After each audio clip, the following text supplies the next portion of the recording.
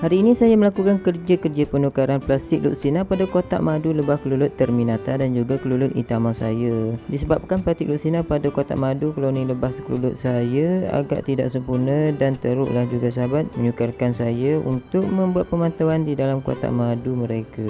Plastik luksina ini biasanya digunakan di permukaan kotak madu lebah kelulut untuk beberapa tujuan lah sahabat ya. Yang pertama, memudahkan pemerhatian kita lah untuk melihat bagaimana keadaan di dalam kotak madu lebah kelulut kita. Seterusnya, melindungi koloni lebah kelulut kita daripada gangguan luar, mencegah lebah keluar semasa proses pemeriksaan dilakukan. Yang penting sahabat, penggunaan plastik ini pada permukaan kotak madu lebah kelulut bertujuan untuk mengelakkan lekatnya penutup dengan kotak madu, kerana jika tiada plastik ini, kelulut akan melekatkan propolis antara penutup dengan kotak yang menyebabkan sukar untuk dibuka apabila propolis itu mula menebal di dalam kotak madu.